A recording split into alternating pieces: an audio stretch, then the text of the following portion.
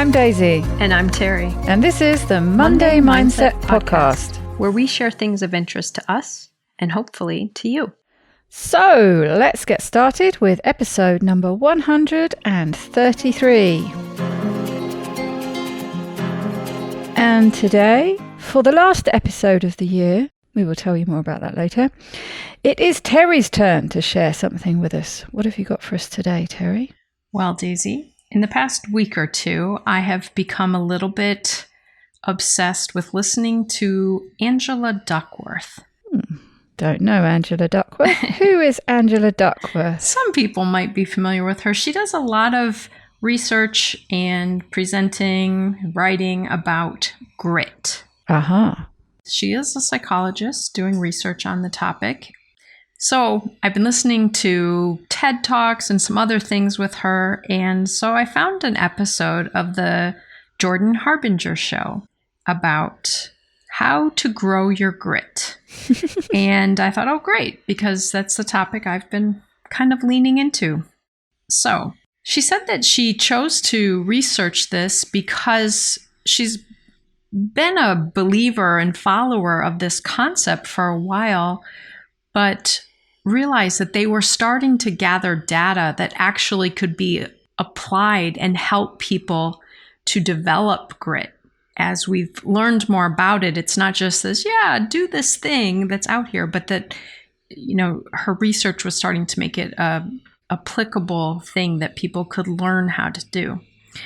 And if you listen to the TED Talk or you listen to this episode, or maybe even you've had this debate before with people, it goes back to this idea that success or what you accomplish in life really depends less on your talent and abilities and more on grit.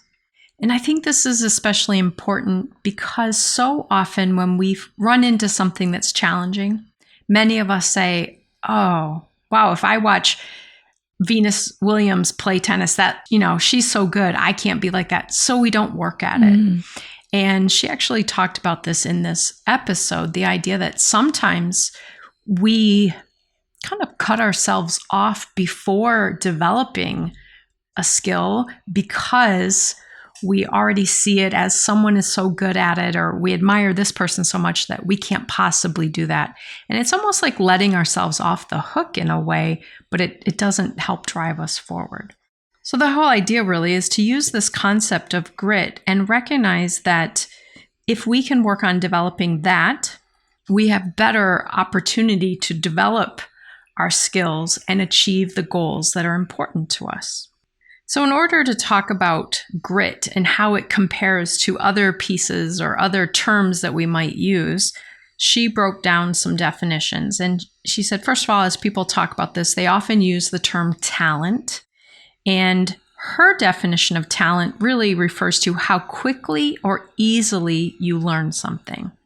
So if you play the violin and you pick up on it quickly or easily, that demonstrates talent versus if I take much longer to learn it or struggle more with it, you have more talent in that. She talked about effort being the quality and quantity of your engagement with an activity. And then she really started talking a little bit more about how she defines grit and would use grit. And she said that for many of us, when we think about long-term goals, that they take more than 10 minutes to achieve. They might take weeks, months, probably even years. That grit it's a matter of showing up and continuously trying to make progress. And that grit is the combination of passion and perseverance for those long-term goals. And as I was listening to this episode, I was thinking a lot about my work coaching clients and even my work prior to that in being a therapist, that I did see, and I do still see, many people get discouraged because they struggle with that perseverance for that long-term goal. And so this is, brings in those conversations of finding your why and knowing your purpose. And you and I have talked about these topics from various people, but recognizing that that's so important in achieving our goals and committing to that long-term perseverance. Yeah, it's a good word, isn't it? I always, you think of with grit and determination and gritting your teeth. You just got to grit your teeth sometimes to get through it. And you have to have that long-term vision to be able to do that. It's like the James Clear stuff, isn't it? Thinking about the short term and the long term gains for the, some discomfort in the short term and all the rest of it. But that, yes, grit, I think is a good term where you can feel it. It's the grittiness of it, the grit that you need to get through. Brene Brown talks about grit a lot, doesn't she? And interestingly, in certain places and research that she's done, looking at athletes, looking at cadets at military academies, very complicated situations where things are very difficult. They find that if they measure people's grit, that those who score as grittier persevere longer, get through the academy, get through their PhD program, whatever it is that takes this added piece. It's not just about talent. It's not just about raw skill. I think one of her studies that she talked about was at West Point and talked about how often cadets drop out early and they can predict it based on their grit scale score. So I thought that was really pretty interesting. I'd be interested to know how they measure that. How do you measure your grit? What's a grit scale? I think the way it was described in here, I didn't go look it up yet, but that one of the things they have you do is actually describe someone who you see as having what might be considered grit. Right. Because oftentimes people misreport their own. So I'll have to look that up, Daisy. Because I was actually thinking, wouldn't that be fascinating to use at work? I could help predict how clients are going to do. Just do this little test for me.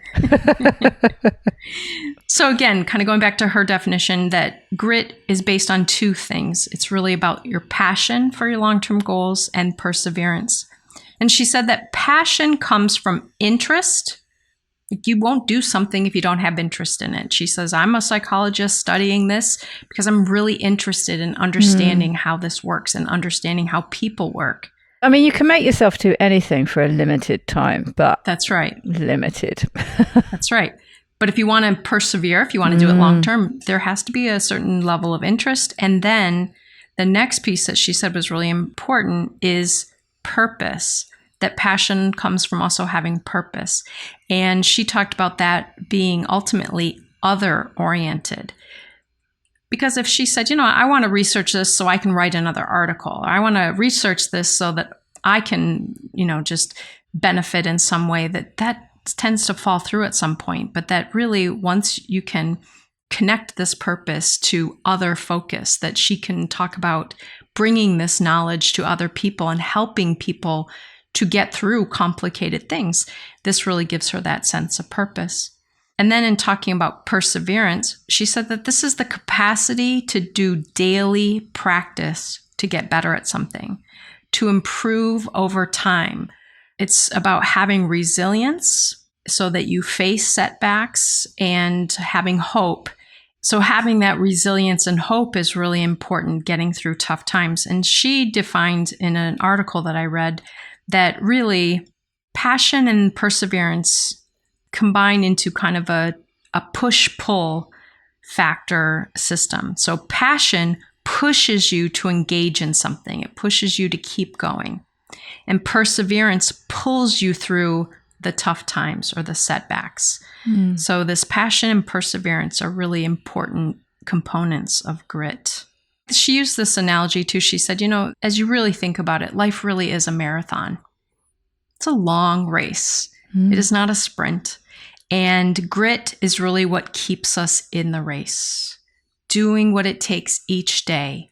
And the idea that those who are really likely to experience success and feel successful at things have found a way to focus on improving, not just reaching a goal, but improving, getting better at it, and that they're able to, and this goes back to so many other things you and I have talked about, but being able to measure the small improvements as valuable.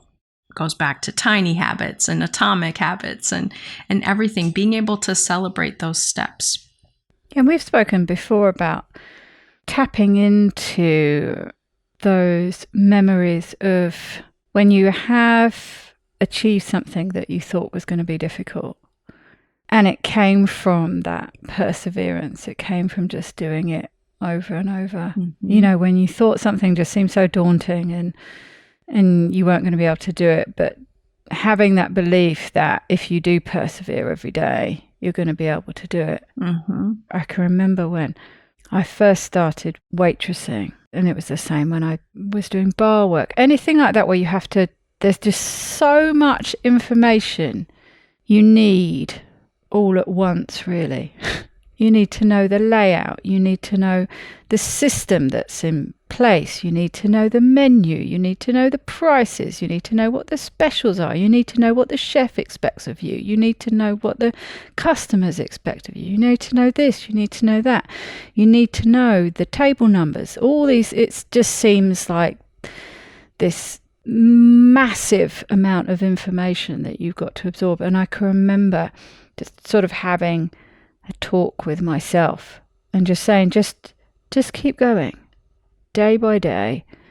In 2 weeks' time, you know, you're going to find this a lot easier. You know, learning to drive, all these things that just seem so difficult. You watch somebody else doing it and you think it looks easy. Remember that with learning to drive. Well, this doesn't look so hard, especially when you know you're going to be coming up to learning how to drive. So you're watching your parents drive or whatever. You think, yeah, that doesn't look so hard. And then you get into the car the first time for your first driving test, and it's blimey, this is really hard. There are all these things that I need to know all at once, and I just can't make everything work how it's supposed to work. But of course you do learn, and then it all just becomes automatic. It becomes second nature, and you know, all of a sudden you can just be focusing on what's going on around you and not thinking about the mechanics of how to drive. So I think it's important to, when we're faced with a new task that seems really daunting and everybody else makes it look so easy and why can't I do it and all the rest of it, is tapping into a time when, you know, when you were learning something that now you take for granted. It's second nature. You can do it. Absolutely. And again, going back to this piece that she talked about here is the desire to learn, the desire to improve means I don't need to get frustrated that I didn't master it the first time I got behind the wheel of the car. But I want to get a little better each time. I want to figure it out until obviously that skill is well developed, but that taking it in stride that you are going to have to work at it. You are going to have to develop your skills. You're going to have to work on incorporating new experience into your old experience until you improve. And she really highlighted this a lot in this episode. Basically, high performers can break down longer term goals into shorter term little things. They see ways to see their progress in the small steps. I feel like we just need to get Angela Duckworth and James Clear and some of these other people together and have this powerhouse discussion about these things. But again, the idea that it's actually important to be a little bit dissatisfied with how things are going, because that keeps you going, keeps you wanting to improve. And unfortunately, for many of us, when we don't experience it, when we say, oh, this is good enough, there's no room for improvement. There's no need to keep working on it. And she talked about that even in, you know, writing a paper or writing a book. You know, she says, I'm never 100% satisfied that paper is the best it could possibly be. Doesn't mean I'm going to keep working on that same paper, but I leave open the option that I can improve how I did in that. And it makes that whole concept of life being a lifelong learning journey really important. Keeps us moving forward, keeps us working toward accomplishing more, learning more, developing more. I was thinking about this, and then she talked about it in the episode because, of course, maybe other people do this the way I do. Maybe you do. I always try to listen to the topic and think, how does this apply to me? Do I have this? Do I not have this? Should I work on this more, or am I pretty good with this? And I really thought, I wonder how I would score on the grit scale, because I often give up on things pretty quickly. Or if I'm not already good at it, I don't engage much time into it. I've recently been thinking more about, I really want to learn pottery. That sounds so exciting to me. But if I think about how I've approached many other craft-like things, I do it for about 2 weeks and I'm really into it and I'm not really great at it. And so I stop and find something new. So I thought, well, I wonder if this means I don't really have much grit. Maybe I'm not gritty enough. One of the things that makes me question that a little bit is when she talked about higher education, PhD, or finishing some type of a certification or something. She said, basically, completion of this requires stick-to-itiveness. And I thought that's so true. And in my work with the fasting method, people who want to reverse their health concerns or want to lose a significant amount of weight, it's not about the talent. It's not about the skill. It is about the grit. It's the stick-to-itiveness. Will you keep doing the daily effort it takes to keep improving? I think it's very interesting. And I was thinking the same thing as we were talking, and it was also when I was talking about that learning to drive, and when you were talking about, the end goal and the motivation. And I'm like you. I'm quite often, I'll start something and I'll get frustrated and I won't carry on with it. But it does go to show how important that drive, that why is. There was no way I was not going to learn how to drive. I was deeply frustrated with how difficult I found it. I was expecting to be more talented, going back to your definition of talent, than I was. But I practiced with my mum, and I did some practice when I was out seeing my dad in Thailand, did some practice there, although, driving with my father was not a very good idea. But he's such a perfectionist. He was so nitpicky. He was like, right, that's it. I'm not doing it. But I did have a fair amount of practice, but I think I only had something like 6 driving lessons and I passed first time. So there definitely was some talent there. There was a lot of luck as well with the conditions for the test and all the rest of it. But it wouldn't have mattered if I'd have failed that first time. I would have passed the next time or the time after that, because there was no way on earth I was not going to learn how to drive. Driving for me at that point was freedom. We lived out in the middle of nowhere in the country. My mum has never been very good at driving us around to places. So if I wanted to get to go out with friends and all the rest of it, I needed to drive. So there was no way on earth that wasn't going to happen. It just was. My focus, my determination, my grit, my end goal, everything, all those ducks were in a row. But it makes me think, so if you really want something bad enough, there's nothing you won't do to get there. So what is it that's missing when it comes to whatever, losing weight, fasting, in the arena we're in, or learning pottery, or whatever it is? What is the bit that's missing that makes you not get to that end goal? Mm-hmm. And knowing I don't have to have all of the talent to get started, but how can I make the daily progress? That perseverance piece. Yeah, because that's the bit that makes the difference. Absolutely. That's the bit that gets you there.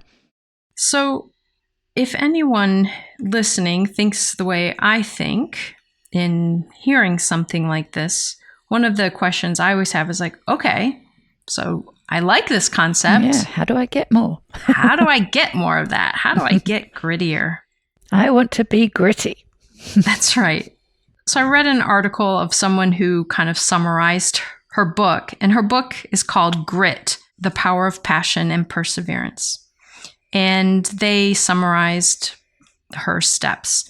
And the first one is having an overarching vision, that the purpose behind what you do, whether it's your job or a career or something else that you're doing, to really see it as a calling. And again, the other-oriented purpose. So even if it is something that will benefit you, which hopefully it is, that you being healthier or you being happier in your career or whatever that is, that also affects other people in your life and affects your customers, affects, your community or whatever. But to see that as, more overarching rather than a very limited goal. Yeah, I think that's where things like losing weight and improving my health because I want to be able to play football with my grandchildren is going to get you there more than, I just want to lose some weight. Absolutely. You got to be, if you can really have that clear vision and all the pleasure that comes from it, not only from you, but for the grandchildren and for the family, it's, like you say, it's this sort of higher purpose. And the military, you've spoken about, you did some studies at West Point and all the rest of it. Well, of course, they've got that clear for, not for Queen and country anymore. If you're in the UK, it's King and country, but you know what I mean. It's that higher purpose is there, that strong thread running all the way through, isn't it? That they really, if they've really got that, that's their higher purpose, that any personal discomfort is almost irrelevant. Absolutely. Yeah, I like the way you're focusing that on, there probably will be some personal discomfort. And so there has to be a bigger why. There has to be a purpose that is meaningful enough. Also talked about the next step being the goal pyramid. So the idea that, having passion and excitement, going back to what I said about me and crafts, I can get really excited about it and then kind of drop off. But that we need a coherent goal structure. And this is something that kind of structures your daily tasks so that the smaller goals and tasks that you're doing feed into your larger goals. And you have to kind of see how those fit in. I can think of an example in my current work that we have been talking a lot lately about time-restricted eating. And people are wanting to do really long fasts. Like, let me do a 3-day fast. Let me do a 4-day fast. And that's exciting. But if you aren't doing the steps to get there, to get your body ready and to have your body able to utilize the benefits of that, you're not going to see the progress. And so the smaller step of doing time-restricted eating builds into this much bigger step when your body's ready. So this having a coherent goal structure, I think, is really important. That's a good point. Seeing where all the pieces fit and how important they are to stabilize what you see as the bigger goals, what you see as the sort of tick off your listable type goals. But you don't get to do that solid tick unless you've done all those smaller ones, all those small steps. So celebrating the small steps. Yes, and celebrating is such an important part because it's easy to celebrate the big accomplishments. Those are very obvious for us. But celebrating, acknowledging, tracking the small steps is what helps us get our momentum going. But I think if you've got this very strong vision of this pyramid and the importance that all those small steps are making up that foundation, if you've got a very strong vision of where and how they fit in and the importance of them, then you're more likely to celebrate them, aren't you? Because you're not going to get those seemingly bigger ones if you haven't got those small ones. So that's why it's important to celebrate the small ones, because the big ones will come crumbling down if you haven't got the foundation of the small ones. That's right. Or they'll just be perpetually unachievable. Yeah. The next step talked about recognizing the difference between quality and quantity of time that you need to spend on tasks. And oftentimes people think only of the quantity. How many hours? How often do I have to practice this? And perseverance does say you will practice it often. I think it was in Malcolm Gladwell's book, Outliers, and talked about people who are very well known in their field, expert violinist or pianist or tennis player or whatever, computer programmer, they're not just smart or they're not just talented. They've spent tens of thousands of hours playing that violin, playing basketball, programming on a computer. So the time, the quantity of hours certainly makes a difference, but the quality. And oftentimes people kind of plateau or, stop making progress when they don't use what she refers to as stretch goals, things that do push you forward a little bit more, get you reaching for improvement rather than just putting in the hours doing the same thing that you've been doing. And with that, Angela Duckworth says basically, you want to keep asking yourself, am I getting better at this? And if not, what do I need to do to get better at it? How can I improve? The next one is gritty people are optimists. When they encounter obstacles, they persevere. And this is, again, kind of that push-pull of having something that helps you see the reason to keep going, bringing in what you and I've talked about before, and others know that I talk about this topic a lot of the time, is having a growth mindset. You're not going to get really good at something right away, or you're not going to achieve the big goal right away. But if you see how it contributes to where you're headed and measure your progress in those small steps, it's going to be really important. Gritty people are also future-oriented in this optimism. They don't expect everything to be perfect, but they're still aiming toward perfection. They're still aiming toward completion. And being future-focused really helps with that. Angela Duckworth also encourages an example of a 1-year commitment. So if you are a parent with kids and they want to play soccer or they want to play piano or something, that you really encourage them to have a year commitment. So if 3 weeks in, they decide, I really don't enjoy soccer, they've made a commitment and stick with it, because this helps us learn to persevere and to continue moving forward, getting out of that plateau. Another important step would be to find a role model. Find someone who you see as having grit. And maybe in the specific work or thing that you're working on, so finding a role model who has achieved that, or maybe it's even a role model in a totally different field, but that you can make the comparison. Yeah. This person gets up at 5 a.m. and gets in the pool every day.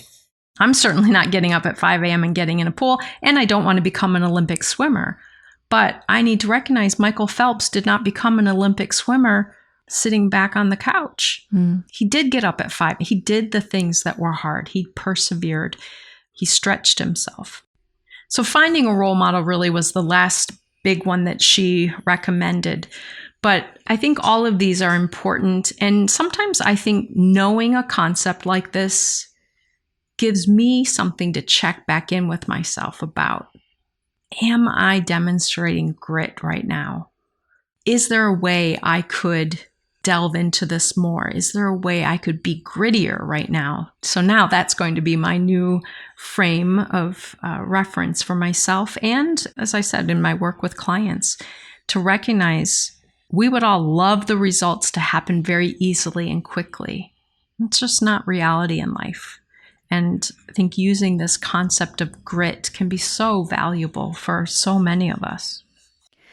Yeah, and it's interesting. I'm just, it's just all sort of churning over while you're talking and figuring out the components that you need to have the grit. Yes, the grit gets you where you're going, but how do you generate that grit? What are the important parts of the puzzle that enable you to tap into that grit? And I think that's what's difficult sometimes. Like I say, thinking back to learning to drive, there was just no way that wasn't going to happen. But then I think of other things that I've struggled with more. I don't have that same tunnel vision, if you like, that gives me the grit and determination that I need to get there. So yes, it's just got me to thinking, what are the different key components that I need to bring in to tap into that grit that I know is there. Mm-hmm. And I think most people can think of a time when they tapped into that grit. Most of us have it, and we've used it at some point, and we can probably all think of a time when we did it. So we know we can do it. I think that's important, Daisy, to think about kind of translating of skills or translating of successes in one area of our life. And so, as you said, if I focus on where have I used grit in my life? Where have I been gritty? Oh, I did it when it was related to that goal. Why was I so committed to that? And why was I willing to take those complicated steps to get there? And then translate that into the current goal that we're working on, or the accomplishment that we want to move toward, is to think, okay, well, I did this when it came to, starting my own business. How does that apply to doing this job or engaging in this aspect of my life? Because maybe something does need changing. Maybe the reason you can't muster the grit that you need is that you need to change the goal. Mm-hmm. Yeah, it shouldn't feel like you're just pounding your head, on the table. It should feel like it's worth doing those steps. And I know you've heard me say this before, and other people have probably. I remember Marissa Peer talks about this a little differently, but one of the things she said is if you really want something, you will talk to yourself differently about it. And when she was staying up until 2 a.m. writing her book, it would have been easy to say, this stinks. Everyone else is sleeping. I want to go get in bed. That she persevered because she knew this was going somewhere. She was writing a book that was going to help thousands of people. Her voice needed to be heard. So suddenly, sitting there at 1 a.m. typing wasn't a negative experience. So either the goal has to change, or our way of looking at what it takes has to change. Yes, as you mentioned early on, you need that interest. Mm-hmm. And it might be that to get the interest is actually just a shift in perspective. Mm-hmm. You might not be changing the goal, or you might not actually be changing anything. You just might be changing the way you look at it. So no, very interesting. Lots of things to think about there. Yeah. So I mentioned very briefly at the beginning that this would be the last episode of the year. And anyone who's looking at the dates and looking at where we're at know that I get very confused with the timeline. We're actually, when we're recording this and when it's coming out, I think we're only about a week ahead. But we decided that we would take a purposeful pause, going back to last week, of 2 weeks where we didn't have to come up with content, just to give each other a bit of a break, really, where we could focus on some other things over the holidays. I know you Americans start your holidays earlier, but ours don't really kick off until Christmas. So just to give us a chance of a bit of a break, but we are going to each pick an old episode, so there will be something coming out for the 2 weeks over the Christmas and New Year break. So I guess we just really wanted to take this opportunity to wish you a happy ongoing holidays if you're in the States, a Merry Christmas, a Happy New Year, a happy holidays. I never know what to say to cover all bases. I hope whatever people are doing at this time of the year, that they will take some time to focus on themselves, their self-care, and thoughts about, reflecting on things. You and I have talked before about I have a struggle with the concept of New Year's resolutions and things, and I'm sure we'll touch on that again. But just to take this time as a reflection. It's the passing of time. For some people, it's a holiday season, but it's a significant change for many people. And so I hope people will just give themselves some time of kind of inward reflection during this time. Maybe listen to our 2 episodes that we choose. And then we'll look forward to seeing you again in January. Take good care, everybody. Have a wonderful week, a wonderful year.